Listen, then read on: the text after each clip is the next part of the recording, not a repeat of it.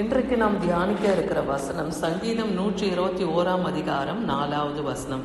இதோ இஸ்ரவேலை காக்கிறவர் உறங்குவதும் இல்லை தூங்குகிறதும் இல்லை. இஸ்ரவேலை காக்கிற தேவன் அவர் உறங்குவதும் இல்லை தூங்குகிறதும் இல்லை. இப்போ உறங்குவது என்பது என்ன, தூங்குகிறது என்பது என்னன்னு நம்ம பார்க்கும்போது, நம்ம வேலை செய்து கொண்டே இருக்கும்போது, சில பிள்ளைகள் படிக்கும்போது இல்லையா, கவனிக்க முடியாமல் ஒரு உறக்கம் போடுவாங்க. அதுதான் உறக்கம். தூங்குகிறது என்பது நம் இரவு நேரத்துல தூங்குகிற அந்த நித்திரையை குறிக்குது. அப்போ இஸ்ரவேலை காக்கிற தேவன் அவர் உறங்குகிறதும் கிடையாது, அவர் தூங்குகிறதும் கிடையாது. அவர் மனுஷனை போல உறங்குகிறதும் கிடையாது, அவர் தூங்குகிறதும் கிடையாது. 24 மணி நேரமும் கர்த்தருடைய கண் நம்மேல் நோக்கமா இருக்கு. ஏன்னா இந்த பூமியின் மேல், நீதிமான்கள் மேல் கர்த்தருடைய கண் நோக்கமா இருக்கிறது இல்லையா. அவருடைய 7 கண்கள் இந்த பூமியின் மேல் உலாவுகிறதுன்னு சொல்லப்படுது. அந்த 7 கண்கள் என்பது 7 தூதர்களை குறிக்குதுன்னு பார்க்கிறோம். அப்ப நமக்கு ஒத்தாசை வரும் பர்வதங்களுக்கு நேராக நம் கண்களை ஏறெடுக்கணும். ஏறெடுத்து நாம் தேவனிடத்திலே நாம் ஜபத்தை செய்யும் போது, விண்ணப்பத்தை வைக்கும் போது கர்த்தர் நமக்கு பதில் தருவார். ஏன்னா அந்த ஒத்தாசை எங்கிருந்து நமக்கு வருது? வானத்தையும் பூமியும் உண்டாக்கின கர்த்தரிடத்திலிருந்து நமக்கு அந்த ஒத்தாசை வருது. அப்போ இஸ்ரவேலை காக்கிற தேவன் அவர் உறங்குவதும் இல்லை, அவர் தூங்குகிறதும் இல்லை. கர்த்தர் நம்மை காக்கிற தேவனா இருக்கிறார். இங்கே தாவீது சொல்றார், அவர் என் வலது பக்கத்திலே எனக்கு நிழலா இருக்கிறார். எப்பொழுதும் தாவீது கர்த்தரை தன் வலது பக்கத்திலே வைத்திருக்க கற்றுக்கொண்டார். இன்னைக்கு நாம கூட நம்முடைய பிள்ளைகளுக்கு, நம்ம குடும்பத்தாருக்கு கூட நாம இதை கற்றுக் கொடுக்கணும். கர்த்தரை நம் வல பக்கத்திலே நிறுத்தி கொள்ளணும். எந்த ஒரு காரியத்திலையும் அவர் நம் வல பக்கத்திலே நிழலா இருந்து நம்மளை நடத்துகிறவரா இருக்கணும். ஏன்னா கர்த்தர் உன்னை காக்கிறவர், கர்த்தர் உன் வலது பக்கத்திலே நிழலா இருக்கிறார். அவர் நிழலா இருக்கும் போது நமக்கு பயம் எதுவும் வராது இல்லையா. அவர் நம்மோடு கூட இருந்து நமக்கு ஒத்தாசை செய்வார். அவர் நம்மோடு கூட இருந்து நம்மை வழி நடத்துவார். சங்கீதம் 127:1 சொல்லுது, கர்த்தர் வீட்டை கட்டாராகில் அதை கட்டுகிறவன் பிரயாசம் விருதான். ஒரு வீட்டை கட்டுகிறதாகட்டும், ஒரு குடும்ப வாழ்க்கையை கட்டுகிறதாகட்டும், அது கர்த்தருடைய கரத்துல தான் இருக்கு. அவர் அந்த வீட்டை, அந்த குடும்பத்தை அவர் கட்டாவிட்டால் அதை கட்டுகிற அந்த வீட்டுடைய மனுஷர்கள் உடைய காரியங்கள் எல்லாம் விருதாதான். அதே போல கர்த்தர் நகரத்தை காவாராகில் அதை காவல் காக்கிறவர்களுடைய காவலர்களுடைய விழித்திருக்கிறது கூட விருதா. அப்போ தேவன் தான் எல்லாருக்கும் எல்லாவற்றிற்கும் அவர் பாதுகாப்பா இருக்கிறார், காவலா இருக்கிறார். அதனால கர்த்தர் நம்மை காக்காவிட்டால் அந்த காக்கிற அந்த காவல்காரனுடைய காரியங்கள் விழித்திருக்கிறது கூட விருதாவா இருக்கிறது. அப்ப இன்னைக்கு நம்முடைய குடும்பங்களில், நம்முடைய எல்லைகளை கர்த்தருடைய கரத்திலே நாம் ஒப்பு கொடுக்கணும். இரவும் பகலும் காவல் காக்கிற ஜாமக்காரர்களே நம் எல்லையில் வைக்கும்படியாக நம்ம ஜெபிக்கும் போது தேவனுடைய பாதுகாப்பு நம் குடும்பத்துக்கு இருக்கும்.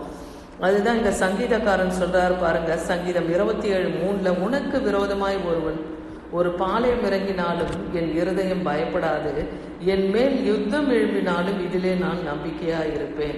நமக்கு விரோதமாய் யார் நமக்கு விரோதமாய் பாளையம் இறங்கினாலும், ஒரு யுத்தம் வந்தாலும் நாம பயப்பட வேண்டாம். ஏன்னா கர்த்தர் நம்மை காக்கிறவர். அவர் நமது வலது பக்கத்திலே நமக்கு நிழலா இருக்கிறார். இஸ்ரவேலை காக்கிற தேவன் அவர் உறங்குவதும் இல்லை தூங்குவதும் இல்லை. இந்த விசுவாசம் நமக்குள்ள காணப்படுமானால் நாம் எதை கண்டோ நாம பயப்படவோ அஞ்சவோ வேண்டாம். சங்கீதம் 32:7-8 சொல்றாரு, நீர் எனக்கு மறைவிடமா இருக்கிறீர், என்னை நீர் இக்கட்டுக்கு விலக்கி காத்து ரட்சண்ய பாடல்கள் என்னை சூழ்ந்து கொள்ளும்படி செய்வீர். இங்க தாவீது சொல்றார், கர்த்தர் தான் தனக்கு மறைவிடம், தன் கோட்டை, அரண், தான் நம்பி இருக்கிறவர், தன் உயர்ந்த கண்மலை, தன் ரட்சண்ய கொம்பு. இப்படியெல்லாம் தேவனை அவர் மகிமைப்படுத்துகிறார். அப்படி தனக்கு மறைவிடமாய் தாபரமாய் கர்த்தரை அவர் கொண்டிருந்ததுனாலதான் அவருடைய எல்லா இக்கட்டிலிருந்தும் கர்த்தர் நீங்களாகி ரட்சித்து அவரை ரட்சண்ய பாடல்கள் சூழ்ந்து கொள்ளும்படியானா எல்லா நேரத்திலையும் அவருக்கு உதவி ஒத்தாசைகளை தேவன் அவருக்கு சூழ்ந்து இருக்கும்படியாய் செய்கிறார். அப்போ ரட்சண்ய பாடல்கள் அங்கே மன மகிழ்ச்சியா இருக்கிற சூழ்நிலை உருவாகும். தேவனை துதிக்கிற ஒரு சூழ்நிலை அங்கே காணப்படும் இல்லையா. அது போல இன்னைக்கும் தேவன் நமக்கு மறைவிடமா இருக்கிறார், நமக்கு அவர் அரணும் கோட்டையுமா இருக்கிறார். அதுதான் கர்த்தர் இங்க சொல்றாரு பாருங்க, இந்த சங்கீதம் 32:8, நான் உனக்கு போதித்து நீ நடக்க வேண்டிய வழியை உனக்கு காட்டுவேன், உன்மேல் என் கண் வைத்து உனக்கு ஆலோசனை சொல்லுவேன். ஏன்னா இரவும் பகலும் நம்மை காக்கிற தேவன், அவர் உறங்காமலும் தூங்காமலும் நம்ம மேல் நோக்கமா இருக்கார் இல்லையா? அப்ப கர்த்தர் நமக்கு போதித்து வழிநடத்துவார். நம்ம என்ன செய்யணும், எப்படி நடந்து கொள்ளணும், அப்படி நமக்கு ஆலோசனை சொல்லுகிற கர்த்தர் நம்ம மேலே கண் வைத்து நமக்கு ஆலோசனை சொல்லுகிற தேவன் நம்மோடு கூட இருக்கிறார். நாம விசுவாசிப்போம். தேவனுடைய ஆலோசனையை பெற்று எந்த ஒரு காரியத்தையும் நம்ம நடத்தும் போது அதில் ஒரு ஜெயத்தை நாம் பெற முடியும். பிரசங்கி 8:16 சொல்லப்படுது, நான் ஞானத்தை அறியவும் மனுஷன் இரவும் பகலும் கண்டு உறக்கம் இல்லாமல் பூமியிலே செய்த வேலைகளை பார்க்கவும் என் மனதை செலுத்தின போது, நான் ஞானத்தை அறியவும் மனுஷன் இரவும் பகலும் அவன் கண்ணுறக்கம் இல்லாம அவன் இந்த பூமியில செய்கிற எல்லா காரியத்தையும் கர்த்தருடைய கண் நோக்கமா பார்த்துக்கிட்டு இருக்கு இல்லையா? ஏன்னா தேவனுடைய கண் நீதிமான் மேலே நோக்கமா இருக்குது இல்லையா? இரவும் பகலும் அவர் கண் நம்ம மேலே நோக்கமா இருக்கு. அதனால தேவன் செய்கிற கிரியைகளையும் நாமும் கவனித்து பார்க்கும்போது, சூரியனுக்கு கீழே செய்யப்படும் கிரியை மனுஷன் கண்டுபிடிக்க கூடாது என்று கண்டேன். அதை அறியும்படி மனுஷன் பிரயாசப்பட்டாலும் அதை அறிய மாட்டான். அறியலாம் என்று ஞானி எண்ணினால் கூட அதை அறிந்து கொள்ள மாட்டான்னு இங்க பிரசங்கி சொல்றாரு. அப்போ பிரசங்கி நிருபத்தை எழுதின சாலமோன் ஞானி இதை சொல்றாரு. அப்போ தேவனுடைய செயல்களை, தேவனுடைய கிரியைகளை மனுஷன் எவ்வளவுதான் ஆராய்ந்து பார்க்கணும்னு நினைச்சாலும் அது நம்முடைய புத்திக்கு எட்டாது. ஏன்னா தேவனுடைய ஞானம் அனந்த ஞானம் இல்லையா? அவருடைய ஞானத்தை அளவிடப்பட முடியாது என்றே வேதவசனம் சொல்லுது.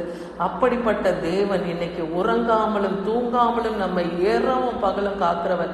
யாரை இரவும் பகலும் காக்கிறார்னா, தேவனுடைய ஆலயத்திலே அவரை சேவிக்கிறவர்கள், சிங்காசனத்தின் மேல் வீற்றிருக்கிறவர்கள் அவர்களுக்கு முன்பாக வாசம் பண்ணுவார்கள்னு வேதவசனம் வெளிப்படுத்தல் 7:15 பார்க்கிறோம்.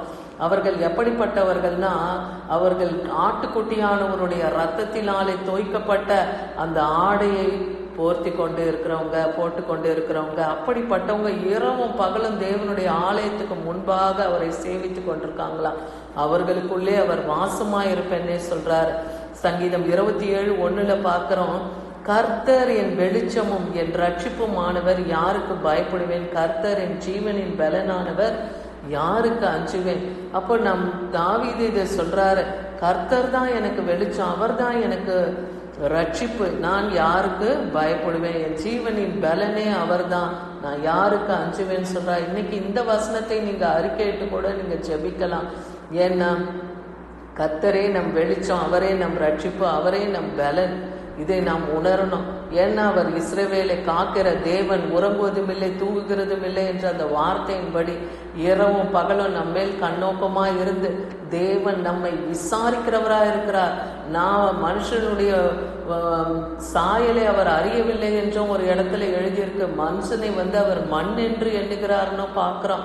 அப்படிப்பட்ட மனுஷர்களுக்கு அவர்கள் எவ்வளவுதான் அக்கிரம சிந்தையோடு இருந்தாலும் தேவன் இரக்கத்தை பாராட்டுகிறவரா இருக்கிறார். அதனால இன்னைக்கு தேவன் நமக்கு வெளிச்சமும் ரட்சிப்பும் நமக்கு ஜீவனின் பலனாகவும் அவர் இருக்கிறார். அதனால இன்னைக்கு நாம் அறிக்கையிடுவோம், விசுவாசிப்போம். இஸ்ரவேலை காக்கிற தேவன் உறங்குவதும் இல்லை தூங்குகிறதும் இல்லை. ஆமென்.